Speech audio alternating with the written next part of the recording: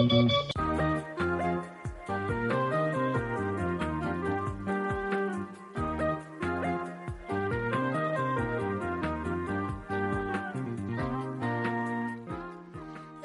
ሬድዮ ድምፂ ኣሜሪካ እዩ። ብ22 ብ25 ብ31 ሜትር ባንድ ከምኡን ኣብ ፌስቡክን ኣብ ዩቲዩብን ብቐጥታ ምሸት ካብ 10 ክሳብ 10 ፈረቓን ወይ ከዓ ካብ 4 ክሳብ 4 ፈረቓን ይመሓላለፍ።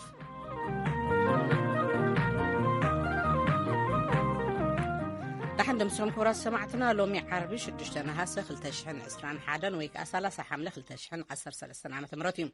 مدباتنا بزينا جميرنا دحر زينا غازيتا مجلس بيت صحفة قدماء منستر إثيوبيا أسعبنا مجلس خلال محارب زعبات ما بسودان أفلق تنسافي فوز ترخب الرئيسات بزملكت مال نزق ربو خصي ملس حوحات لهم الكهلونا أيوكم أون بيت كريستيان أورثودوكس إيرترا حدش سيميت هي ولا نزل زملكت زبزاب كابس مراخ هلونا أين كلهم سنة مسكم مدلاتنا هتكتاتلو زعدمكم مني أفوركي زينا هنقدمنا كاب بتر سلطان كما يمسكم كورات قلطاو زينا أنه نسراوي تقراي زمرح زل حيلي بمنغست إثيوبيا قنا الشبار تبهايل استسامي نلالي بلا دحر مقصارو مجلس الذهب وهابك على اتوم حيلتات اتو جيتاچو ردا اتسراويت كاو غوربابت كللات كم زي يوص افليطو ابلع لسباو ردي از تنبره كلكلا كساب زي تلعله كاب عفارن امحران موصا زبال نجر ايكهلن ايو ايلو اتو جيتاچو حيلتات تقراي اب كلل امحران زركبن اب يونسكو بقرسنس تمزغبن تاريخاو سفرا لاليبلا تمالي كم زتقوطاصرو زكريو አቶ ጌታቸው ረዳ ሰራዊቶም ንላሊበላ ዝተቆጣጸረ ምስ መንግስቲ ዝውግኑ ሓይልታት ምንታን ኣብ ሰሜናዊ ክፍሊ ክልል ኣምሓራ ዳግም ከይወዳደቡ ንምግታዩ ይብል ኣብ ትሕቲ ከበባ ኢና ንርከብ ኣብ ሓጹር እዮም ኣእትዮምና ዝብል አቶ ጌታቸው ዕላማና ኣብ ክልል ኣምሓራን ዓፋርን ግዝኣት ንምሓዝ ኣይኮነን ናብ ትግራይ መተሓላለፊ ንምኽፋት እምበር ይብል መንግስት ኢትዮጵያ ግና መራሕቲ ምዕራባውያን ንገበን ዝበልዎ ተግባር ሕወሓት ብስቕታ ይሓልፍዎ ኣለው ከም ዝበለ ዝዝከር እዩ ይብል እቲ ዜና እዚ ከምዚ ልከሎ ታሪኻዊ ስፍራ ላሊበላ ኣብ ትሕቲ ቁፅፅር ሓይልታት ትግራይ ከም ዝወዓለ መሰኻኽር ዓይኒ ይገልጹ ነበርቲ ካብቲ ቦታ ከም ዝሓበርዎ ኣብ ትሕቲ ቁፅፅር ንትግራይ ዝመርሕ ዘሎ ሓይሊ ብፌደራላዊ መንግስቲ ግን ኣሸባሪ ተባሂሉ ዝተሰመየ ጉጅለ ከም ዝወዓለት ኣገልግሎት ዜና ሮይተርስ ጸብጺቡሎ ነበርቲ ላሊበላ ንሮይተርስ ከም ዝሓበርዎ ሓይልታትን ምልሻን ኣምሓራ ነታ ከተማ ለቂቆም ድሕሪ ምኻዶም እቲ ስፍራ ኣብ ትሕቲ ቁፅፅር ሓይልታት ትግራይ ኣትየሎ ይብሉ ነዚ ዝምልከት ተወሳኺ ጸብጻብ ኣሎ ኣብርሃም ተስፋ ልኡል ካብ ኣገልግሎት ዜና ሮይተርስ ተርጊምዎ ኣሎ ምኒ ኣፈወርቂ ክተቕርቦያ ሓንቲ ካብ ምዝግባት ቅርሲ ትካል ትምህርቲ ስነ ፍልጠትን ባህልን ሕቡራት ሃገራት ማለት ዩኔስኮ ዝኾነት ላሊበላ በቶም ኣብ ከባቢ ወሎ ዝነብሩ 15 ሚልዮን ዝበፅሑ ሰዓብቲ ኦርቶዶክሳዊት ቤተክርስትያን ከም ቅድስቲ ስፍራ እያ ትሕሰብ ቅድሚ ውሕዳት ሰሙናት ኣብ ትግራይ ተሓፂሩ ዝነበረ ኩናት ናብ ጎረባብቲ ክልላት ዓፋርን ኣምሓራን እውን ብምልሓሙ 14 ሚልዮን ዜጋታት ተመዛቢሎም ኣለው ኣብ ኢትዮጵያ ናይ ስራሕ ዑደት ምብፃሕ ዝገበሩ ላዕለዎት ሰብ መዚ ሕቡራት ሃገራትን መንግስቲ ኣሜሪካን እውን ብዛዕባ እቲ ኣብ ክልል ትግራይ ጀሚሩ ዘስፋሕፍሕ ዘሎ ኩናት ሻቅሎቶም ገሊፆም ነይሮም እዮም ካብ ነባሮ ላሊበላ ዝኾነ ሰይፉ ብስልክን ኣገልግሎት ዜና ሮይተርስ ከም ዝሓበሩ ኣማእት ዝበፅሑ ወተሃደራት ተዛረብቲ ትግርኛ ብሓሙስ ኣብታ ከተማ ከም ዝረኣየ ኣካፊሉ ብኣገላልፃ ሰይፉ ኣብታ ከተማ ዝውቱር ዘረባ ኣምሓርኛ ደኣ ይኹን እምበር ትግርኛ ምዝራቦምን ካብ ወተሃደራት ፌደራል ዝተፈለየ ወተሃደራዊ ልብሲ ተኸዲኖም ምንባሮምን ለውጢ ከም ዘሎ ተገንዚቡ ብመሰረት ሓበሬታ ሰይፉ ሓይልታት ኣምሓራን ሰራዊት ፌደራልን ምስ ካልኦት ሰበስልጣንን ብረቡዕ ምሸት እዮም ነታ ከተማ ለቂቆም እንተኽኢሎም ክጸንሑ ንሱ ገይሮም ከመከላኸለ ነብስና ዝኸውን ክላሽን ክገድፉልና ለሚናዮም ኣይሰምዑን ግን በአንጻሩ እኳ ደኣ 5 ኣምቡላንሳትን 2 ዓበይትን ንኣሽትን መኻይን ሒዞም ከይዶም እናሃደሙ ጸኒሖም ንሰላማዊ ህዝቢ ክከላኸልሉ ዝለመኖም ዓርከይ ተኩሶም ቀቲሎም ሞ ይብል ሰይፉ ካልእ ዳዊት ዝተባሃለ ነባሪ ላሊበላውን እቶም አንጻር ሓይልታት ክኣቱ ይቀራረብሉ ኣብ ዝነበረሉ እዋን በሓሙስ ንጉሃ ሃዲሙ ከም ዝወፀ ንኣገልግሎት ዜና ሮይተርስ ነጊሩ ምስ 200 ዝኾኑ ነበርቲ ሃዲሞም ብእግሮም ከም ዝተጓዕዙ እዩ ዳዊት ዝነግር ነቲ ብመሰኻኽር ዓይኒ ዝተባሃለ ሓበሬታ ኣገልግሎት ዜና ሮይተርስ ብነፃ ምንጭ ከረጋግጾ ይከኣለን ንወሃቢት ቃል ቤት ጽሕፈት ቀዳማይ ሚኒስትርን ንትግራይ ዝመርሑ ዘለዉ ሓይልታትን ንምርካብ ዝተገብረ ጻዕሪ ኣይሰለጠን ዳንኤል ዝተባሃለ ካልእ ነባሪ ላሊበላውን ኣማእት ዝኾኑ ወተሃደራት ከባቢ ፍርቂ መዓልትን ኣብታ ከተማ ከኣቱ ከም ዝረኣየ መስኪሩ ናብቲ ቅዱስ ስፍራ ዝርከቡ ከባቢ ሃዲሙ ከም እተዓቅበ ዝሓበረ ዳንኤል ኣብታ ከተማ ቆልዓ ሰበይቲ ጥራይ ከም ዝተረፉ ይነግር ኣንጻር ሓይልታት ከኣትዉ ከለዉ ውግእ ከም ዘይነበረ ከዓ ዳንኤል ይውስኽ ነቲ ታሪኻዊ ቅርሲ ከይትንክፉ መንግስቲ ኣሜሪካ ንሓይልታት ትግራይ ብሓሙስ ፀዊዑሎም ኣሜሪካ በቲ ዝካየድ ዘሎ ኩናት ደጋጊማ ሻዕለታ ከተሰምዕ ፀኒሓ እያ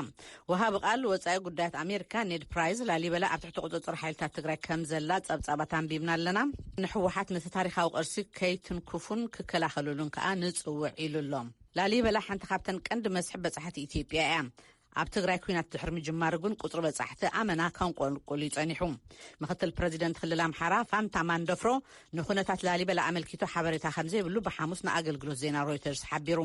ላሊበላ ካብታ ርእሰ ከተማ ትኽልል ዝኾነት ባህር ዳር 310 ኪሎ ሜትር ወይ ድማ 190 ማይልስ ያርሒቓ እትርከብ ይቕኒልና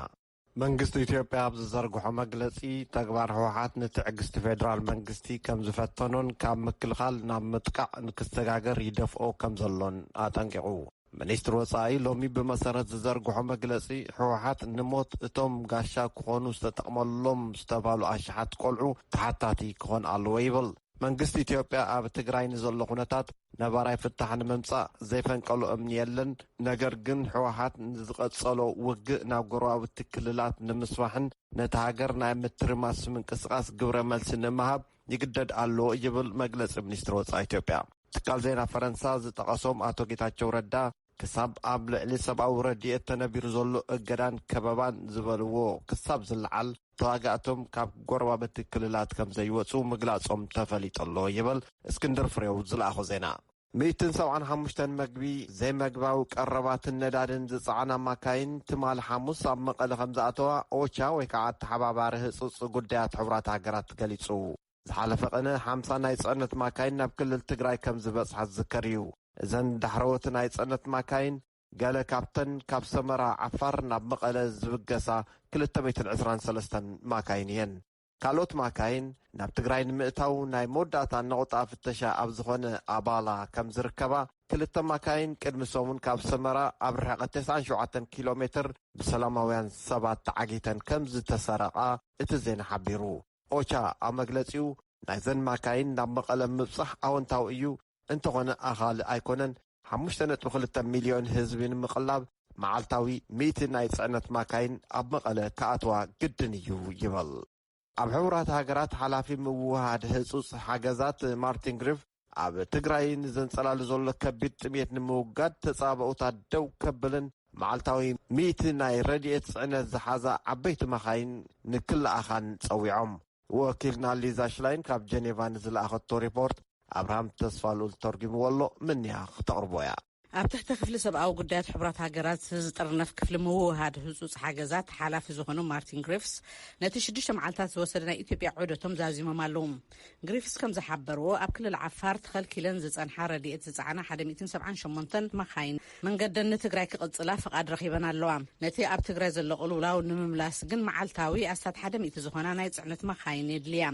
መንግስቲ ኢትዮጵያ ኣብ ዝሓለፈ ግንቦት 8 ኣብ ውሽጢ ትግራይ በይናዊ ምቁራጽ ተጻብኦ ገይሩ እዩ ካብኡ ንድሓር ከዓ ኩናት ሃሲዋ ዝነበረ ክልል ናይ ኩናት ተኽሲ ከም ዝነከየን ብምኽንያት ዝውን ትካላት ረድኤት ቅድም ክበጽሖ ዘይኽእሉ ዝነበሩ ቦታታት ሓገዝ ከብጽሓ ኣጸጋሚ ዘይምዃኑ እዩ ዝገልጹ Once the supplies arrive at the moment in Tigray,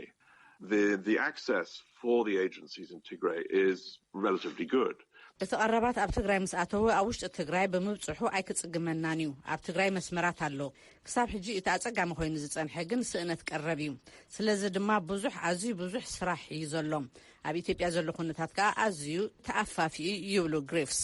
ፕሮግራም ምግቢ ዓለም ኣብ ውሽጢ ትግራይ 4 ሚልዮን ሰባት ብጽንኩር ጥሜት ይሰቃዩ ከም ዘለውን 400,000 ከዓ ኣብ ድርኩኺ ተዓጽቦ ከም ዝርከቡን ገሊጹሎም ግሪፍስ ከም ዝሓበርዎ ነቲ ናይ ሓገዝ ስራሕቲ ዘሳልጥ ዘሎ ፕሮግራም ምግቢ ዓለም ፍቃድ ምስ ዝወሃቦም 100 መኻይን ረድኤት መዓልታዊ ናብ ትግራይ ንምብጻሕ ከም ዝኽእሉ ኣረጋጊጹሎም ኣሎም እቶም በዓል መዚ ግን ነቲ ኩነታት ንምምእዛን ወተሃደራዊ መጥቃዕቲ ደው ክብል ኣዘኻኺሮም I welcomed the Prime Minister's declaration of some weeks ago of a unilateral ceasefire. We need to build on that make it reciprocal. ቅድሚ ገለ ሰሙናት በቀዳማይ ሚኒስተር ዝተወስደ ቤናዊ ምቁራጽ ተጻብኦታት ብሓጎስ ቅበሎም ኣብኡ ዝያዳ ክንሰርሕ ኣገዳሲ እዩ በቶም ካልኦት ወገናት ተመሳሳሊ ስጉምቲ ተወሲዱ ንህዝቢ ትግራይን መዳውብቱ ክልላትን ካልእ እንተተረፈስ ኣብ ዝመጽእ ኣዋርሕ እታ ፍርቂ ናይ ምድሓን ዕድል እኳ ክወሃቦ ኣድላይ ይብሉ ግሪፍስ እቶም በዓል መዚ በቲ ናብ ጎረባብቲ ክልላት ዝለሓመ ግጭት ሻቅሎቶም ገሊፆም ኣለዉ ብሰንኩ ድማ ኣብ ክልል ኣምሓራ 100,000 ኣብ ክልል ዓፋር ድማ 70,000 ዜጋታት ከም ዝተመዛበሉ ወሲኾም ገሊፆም ኣለዉ የቀንያልና አብርሃምን ምንያን መንግስቲ ኢትዮጵያን ህወሓትን ብህጹጽን ብዘይ ቅድመ ኩነትን ኣብ ልዕሊ ምቁራጽ ተኽሲ ክዘራረቡ ወሃቢ ቃል ሚኒስትር ወጻኢ ኣሜሪካ ኔድ ፕራይስ ትማል ሐሙስ ገሊጹ ኣብ ልዕሊ ሰላማውያን ሰባት ክልል ትግራይ ዝተፈጸመ መጥቃዕቲ ዝኹነን እዩ ፈጸምቲ እቲ ግፍዒ ናብ ፍርዲ ክቐርቡን ክሕተቱን ተዋጋእቲ ሓይልታት ካብ ተመሳሳሊ ተግባር ንክቁጠቡን ኣተሓሳሲቡ ምስ ህወሓት ዝወገኑ ዕጡቃትን ምልሻታትን ኣብ ልዕሊ ኤርትራውያን ስደተኛታት ጥቃዓት ከም ዝፈጸሙ ዝሕብሩ ተኣማኒ ሓበሬታታት ተሻቒልና ኣለና ዝውቀስ ተግባር እዩ ደው ክብል ኣሎ ኢሉ ኔድ ፕራይስ ፈጸምቲ እውን ክሕተቱ ጸዊዑ ሓይልታት ጸጥታ ኢትዮጵያ ካብ ትግራይ ወጻኢ ንዝርከቡ ተጋሩ ከም ዘጋፍዑን ከም ዝኣስሩን ኣብ ዘርኢ ዝተመስረተ ምንክልባትን ምድጓንን ተቐባልነት ዘይብል እዩ ደው ክብል ኣሎ ይብል ንሱ ኩሎም ተዋጋእቲ ሓይልታት ንዓለም ለኸ ሕጊ ክምእዘዙ ደጋጊምና ከም ዝበልናዮ ውሽጣዊ ወሰናት ኢትዮጵያ ብሓይሊ ንምቕያር ዝግበር ፈተነ ተቐባልነት ዘይብል እዩ ኢሉ ኔድ ፕራይስ ንህዝቢ ኢትዮጵያ ዘገድሶም ብዓመፅ ዘይኮነስ ብልዝብን ዴሞክራሲያዊ ኣገባብን ጸገሞም ምፍታሕ ከም ዝኾነ እውን ጠቒሱ ህወሓት ንቆልዑ ናብ ሰራዊት ይኸትብ ኣሎ ዝብል ሓበሬታ ብርቱዕ ሻቅሎት ፈጢሩልና እዩ ከም ዝበለ እውን ዝመፀና ዜና ሓቢሩ እዚ ከምቲ ልከሎ ኣብ ክልል ትግራይ ዝርከቡ ኤርትራውያን ስደተኛታት ዕላማ ጥቃዓት ኩሎም ወገናት ይኹኑ ከም ዘለው ዝገለጸ ክኢላታት ሕቡራት ሃገራት ኩሎም ሓይልታት ብመሰረት ዓለም ለኸ ሕግታት ንስደተኛታት ክከላኸሉሎም ጸዊዑ ውግእ ካብ ዝተወልዕሉ ግዜ ጀሚሩ ኣብ ልዕሊ ኤርትራውያን ስደተኛታት መግሃዝቲ መሰላትን ግሰት ሰብኣዊ ሕግታትን ከም ዝተፈጸመ ዝሕብሩ ጭብጥታት በፂሑኒ እዩ ዝበሉ ፍሉይ ራፖርተር ሕቡራት ሃገራት ዶክተር መሐመድ ዓብድሰላም ባቢከር ፈጸምቱ ፌደራል መንግስቲ ኢትዮጵያ ወታደራት ኤርትራን ምስ ህወሓት ዝወገኑ ሓይልታትን እዮም ይብል ኤርትራውያን ስደተኛታት ዕላማ ጥቃዓት ዝኾኑሉ ምኽንያት ምስቲ ካልእ ወጊንኩም ተባሂሎም ከም ዝኾነ እውን እቲ ዜና ይሕብር ንሰራዊት ትግራይ ዝመርሕ ሓይሊ ብመንግስቲ ኢትዮጵያ ግን ኣሸባሪ ዝተባሃለ ኣብ ክልል ኣምሓራ ብሰንኪ ዝኸፈቶ ውግእ 250,000 ሰባት ከም ዝተፈናቐሉ መንግስቲ ክልል ኣምሓራ ገሊጹ ካብ ዝተፈላለዩ ክልላት ልዕሊ 1 ሚልዮን ተፈናቐልቲ ኣብ ክልል ኣምሓራ ከም ዝርከቡን ወርሓዊ 150,000 ኩንታል ረድኤት እኽሊ ከም ዘድሊ ወሃቢ ቃል እቲ ክልል ኣቶ ግዛቸው ሙሉነህ ተዛሪቦም እቶም ወሃቢ ቃል ወሲኾም ናብ ላሊበላ ኣብ ልዕሊ ዝኣተው ዕጡቃት ህወሓት ስጉምቲ ይውሰድ ኣሎ ከም ዝበሉ ወኪልና ኣስቴር ምስጋናው ካብ ባህር ዳር ዝለኣኸቶ ሪፖርት ሓቢሩ ብሰንኪ ኣብያ ምትሕባር ዝተኣሰሩ ፕረዚደንት ደቡብ ኣፍሪካ ነበር ጃኮብ ዙማ ሎማ ዓርቢ ሕክምና ምእተዎም ተፈሊጡ እዩ ብመሰረት ካብ ክፍሊ ቤት ማእሰርቲ እቲ ሃገር ዝወፅ ሓበሬታ እቶም ወዲ 79 ዓመት ፕረዚደንት ነበር ንመርመራ ሕክምና እዮም ንሆስፒታል ተወሲዶም ፍርዳዊ መስርሕቶም ፕረዚደንት ነበር ን10 ነሓሰ ክቕፅል ተመዲቡሎ እቶም ፕረዚደንት ብቐንዱ ምስ ብልሽውና መሸጣ ኣፅዋር ኩናት ዝተኣሳሰር 16 ክስታት ተመስሪቱሎም ኣሎ አንጻር ዙማ ዝዓለመ ክሲ ካብ ነዊሕ ደኣ ይመዝገብ እምበር ብዝተፈላለየ ምኽንያታት ክናዋሕ ጸኒሑ እዩ ዳሕራይ ናብ ማእሰርቲ ዝመርሖም ግን ካብ 2009 ክሳብ 2019 ብኣቆጻጽር ኣውሮጳ ፕረዚደንት ኣብ ዝነበረሉ እዋን ብዛዕባ ዘርአይዎ ምጥፍፋእ ዝምልከት እዩ 8 ኣዋርሕ ኣብ ዘቑፀረ ተቃውሞ ይሳተፉ ዘለዉ ሓረስቶት እንዲ ገና ክንቅጽል ኢና ከም ዝበሉ ዝመፀና ዜና ሓቢሩ አንጻር ብመንግስቲ ዝተኣመመ ሕጊ ሕርሻ ንምቅዋም ካብ ደልሂ ውፂኢሎም ንኣስታት 8 ኣዋርሕ ጽርግያ ብምዕጻው ተቃውሞኦም ዘስምዑ ዘለዉ ሓረስቶት ተቃውሞኦም ገና ክቕጽል ምዃኖም ይሕብሩ ኣለዉ ኣብ መወዳእታት ዜና ኦሎምፒክ ኣብ 10,000 ሜትሮ ጉያ ብኢትዮጵያዊ ሰሎሞን ባሬጋ ተሳዒሩ ሜዳልያ ብሩር ዝተሸለመ ኡጋንዳዊ ጃሽዋ ቸፕችገይ ኣብ 5,000 ሜትሮ ጉያ ሜዳልያ ወርቂ ተዓዊቱ 12 ደቂቃን 58 ሴኮንድን 15 ማክሮ ሰኮንድን ይወዲኡሉ ካናዳዊ መሐመድ ኣሕመድ ካልኣይን ተሸላሚ ሜዳልያ ብሩርን ኣሜሪካዊ ፖል ቼለሞ ሳልሳይን ተሸላሚ ሜዳልያ ነሓስን ኮይኖም ኣለዉ ኣብዚ ደረጃ እዚ ኢትዮጵያውያን ኣትሌታት ዘይምክታቶም ኣገራሚ ኮይኑ ኣሎ። ኣብ ኩዕሶ እግሪ ጋንታ ብራዚልን ስፓኝን ጽባሕ ቀዳም ንጽዋዕ መንዓተረ ክጋጠመን ማራቶን ደቂ ኣንስትዮ ጽባሕ ቀዳም ማራቶን ደቂ ኣንስትዮ ድማ ሰንበት ክካየድ እዩ።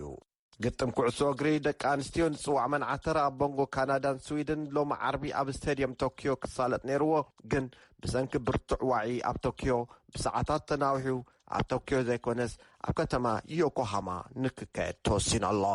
ዓለም ለኸ ኮሚቴ ኦሎምፒክ ነቲ ካብ ፌደሬሽናት ስዊድንን ካናዳን ዝቐረበሉ ሕቶ ኣይተቐበለን ነይሩ። ድሕሪኡ ብመሰረት ዝመጸሉ ሓበሬታ ግን ብርቱዕ ሓረሩን ዋዕን ከም ዝኽሰት ምስ ተፈልጠ መምሕያሽ ንኽገብር ተገዲዱ ኣሎ። ኮሚቴ ኦሎምፒክ ሰደቓ ሜዳልያታት ብኣውርቕቲ 36 ሜዳልያታት ሒዛ ቻይና ትመርሐላ። 31 ሜዳልያታት ዝኣከበት ዩናይትድ ስቴትስ ካልኣይ፣ ሩስያ ብ17 ኣውርቕቲ ሳልሳይ። ብበዝሒ ሜዳልያታት ተኾይኑ ግን ዩናይትድ ስቴትስ ትመርሕ 98 ሜዳልያታት ኣዋህሊላ። 79 ሜዳልያታት ዝረኸበት ቻይና ካልኣይ፣ 62 ሜዳልያታት ዝረኸበት ሩስያ ሳልሳይ። ዜና ተፈጺሙ።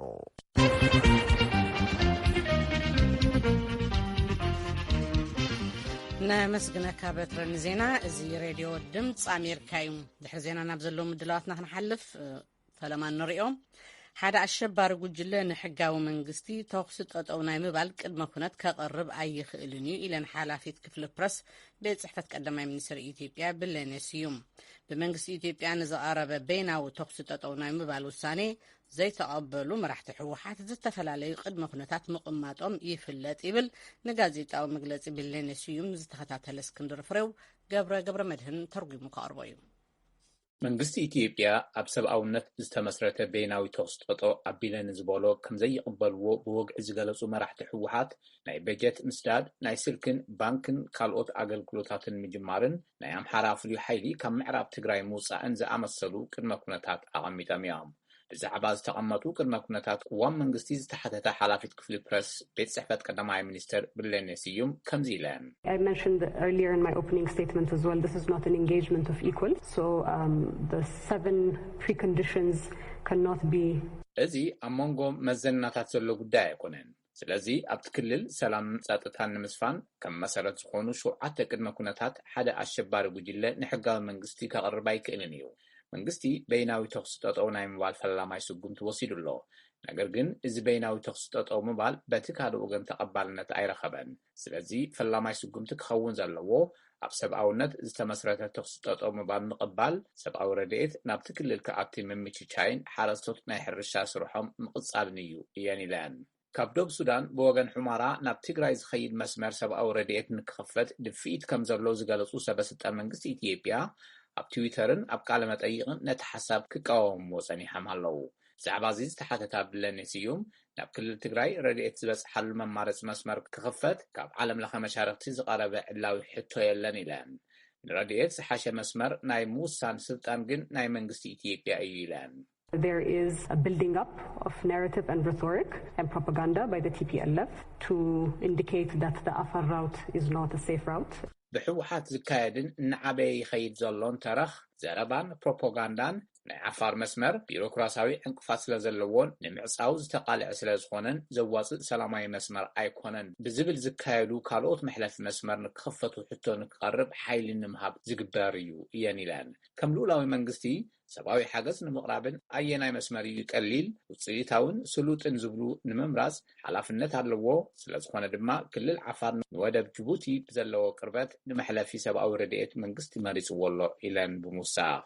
ቀዳማይ ሚኒስትር አብይ አሕመድ ኣብ መጀመርያ እዚ ሰሙን ኣብ ክልል ዓፋር ተረኺቦም ከም ዝነበሩ ዘረጋገፀ እተን ሓላፊት ፕረስ ምስላጥ ሰብኣዊ ሓገዝ ብዝምልከት ምዝርራቦም ኣመልኪተን። እቶም ቀዳማይ ሚኒስትር ኣብ ናይ ዓፋር ዑደቶም ምስ መራሕቲ እቲ ክልልን ሽማግለታት ዓድን ምዝርራቦም ሓቢረን። ኣብ ዝተፈላለዩ ማሕበራዊ ሚድያታት ብመሰረት ዝተዘርግሑ ምስልታት እቶም ቀዳማይ ሚኒስትር ምስ ዋና ዳይሬክተር ሃገራዊ ኣገልግሎት ሓበሬታ ድሕነትን ኣቶ ተመስገን ጥሩነህ ከምኡውን ምስ ናይ ኢትዮጵያ ሓይልታት ምክልኻል ጠቕላሊ ኢታማዦር ሹም ጀነራል ብርሃኑ ጁላ ከም ዝነበሩ ኣርዮም ኣለዉ።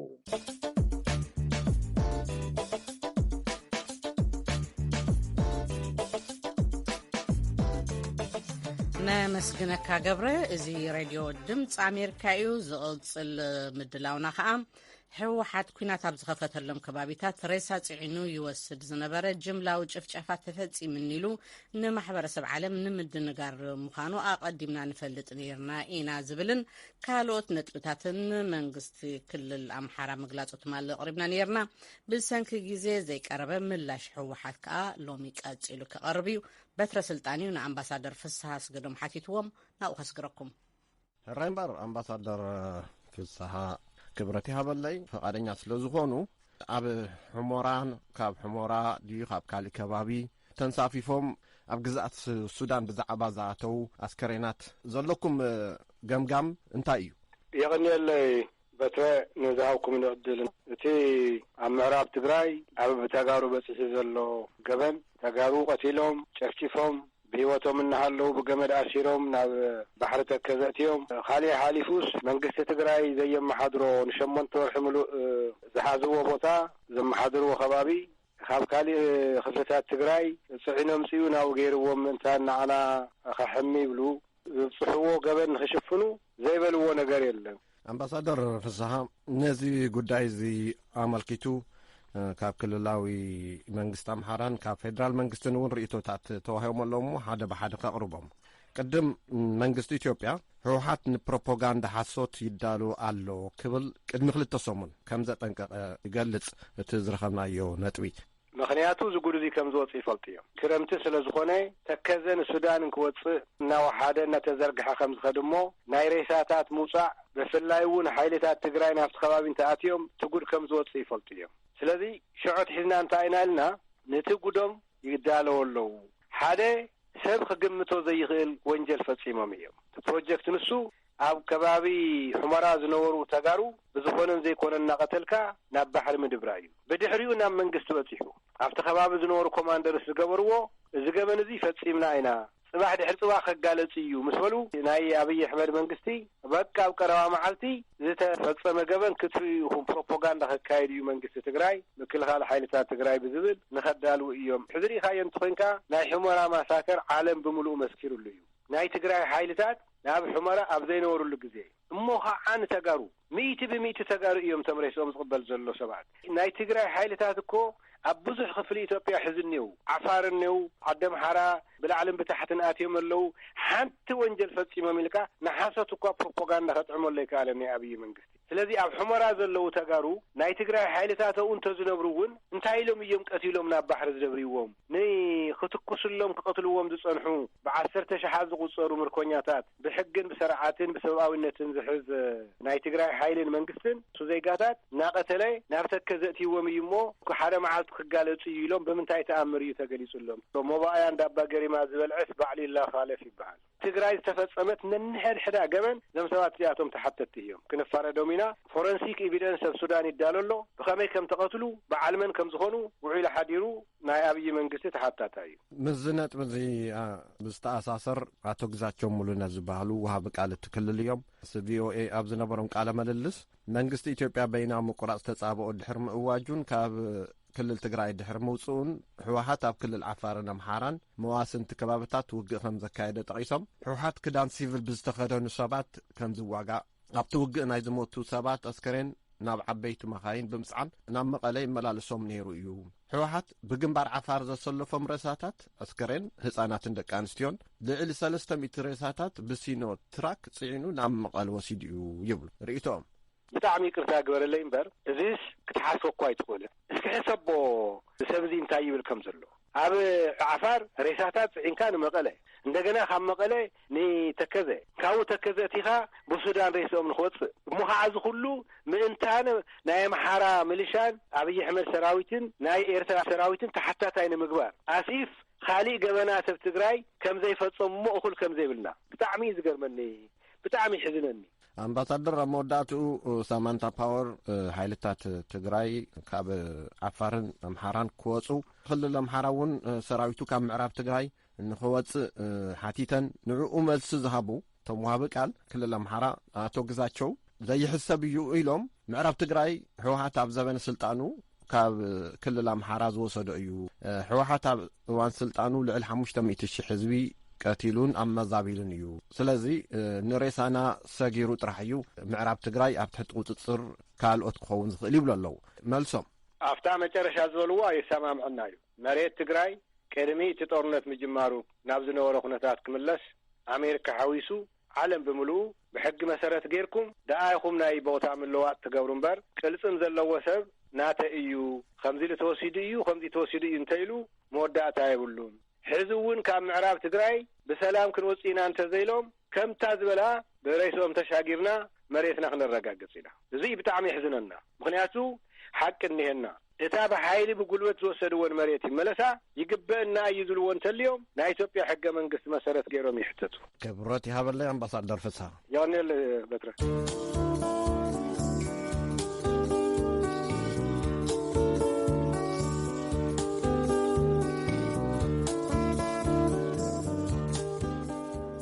ኣምባሳደር ፍስሓን በትረን ኣዝየ መስግን እዚ ሬድዮ ድምፂ ኣሜሪካ እዩ ናብቲ ናይ መወዳእታ ጸብጻብና ክንሓልፍ ኢና ነስመራ እዩ ዝወስደና ኦርቶዶክስ ተዋህዶ ቤተ ክርስቲያን ኤርትራ ትማል ሓሙስ 5 ነሓሴ ኣብ ዝተፈላለዩ ገዳማት ከገልግሉ ዝጸንሑ 6 ሓደስቲ ጳጳሳት ቀቢኣ እቲ ብመርሕነት ብፁዕ ወቅዱስ አቡነ ቀርሎስ ቀዳማዊ ሓሙሻይ ፓትርያርክ ኤርትራ ዝተካየደ ስመት ብሞት ዝተፈልዩ ብፁዓን ጳጳሳት ንምትካእን ኣብ ውሽጥን ወፃእን ዝተፈጥረ ሃጓፋት ንምምላእን ከም ዝኾነ ቤት ጽሕፈት ቅዱስ ሲኖዶስ ገሊጹሎ ይብል ብርሃነ በርሀ ካብ ኣስመራ ተወሳኺ ጸብጻብ ኣለዎ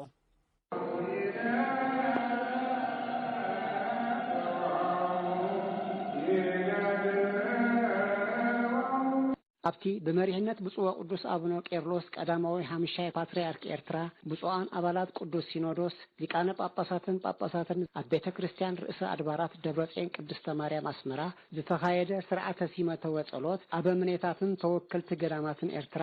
መራሕቲ ስራሕ ሊቃነ ካህናት ሃገረ ስብከታት ካብ ነፍሲ ወከፍ ሃገረ ስብከት ዝተወከሉ ዓበይቲ ዓድን ክሳተፉ ከለዉ ወከልቲ ሃይማኖታዊ ጉዳያት ፕሬዚደንት ሉተራዊት ወንጌላዊት ቤተክርስቲያን ኤርትራን ምእመናንን ተረኺቦም ነይሮም በመሪሕነት ሓሙሻይ ፓትርያርክ ኦርቶዶክስ ተዋህዶ ቤተክርስቲያን ኤርትራ ብፁዕ ቅዱስ አቡነ ቄርሎስ ስርዓተ ቅዳሴ ድሕሪ ምክያዱ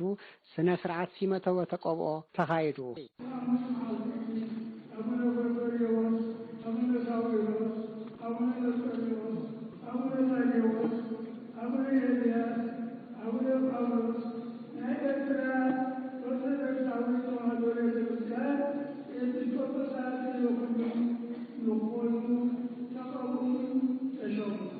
ብዘይካዚ ኣብቲ ስነ ስርዓት ንነዊሕ እዋን ብደረጃ ኣባልነት ሲኖዶስን ሃገረ ስብከታት ዞባታትን ኮይኖም ኣገልግሎት ክህቡ ዝጸንሑ ጳጳሳት ናይ ሊቃነ ጳጳሳት ማዕረግ ተዋሂቦም ቀንዲ ዕላማ ናይዚ ሲመተ ወጸሎት ሓደስቲ ጳጳሳት ብምኽንያት ስጋን ዝተፈልዩ ብፁዓን ጳጳሳት ንምትካእን ኣብ ኩለን ሃገረ ስብከታት ውሽጥን ወፃእን ተፈጢሩ ዘሎ ሃጓፋት ንምምላእን ከም ዝኾነ ዝገለጸ ቤት ጽሕፈት ቅዱስ ሲኖዶስ እዞም 6 ሓደስቲ ጳጳሳት ኣቐዲሞም በብገዳሞም ድሕሪ ምሕራዮም ብቅዱስ ሲኖዶስ ተሓርዮም ነዚ ናይ ጵጵስና ማዕረግ ከም ዝበጽሑ ገሊጹሎ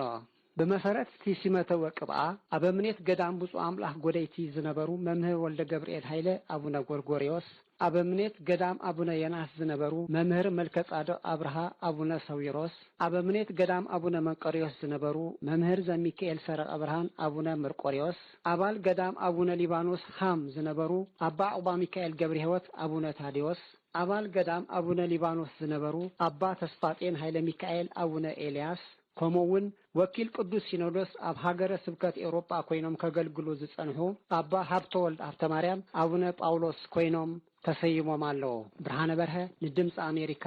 ካብ ኣስመራ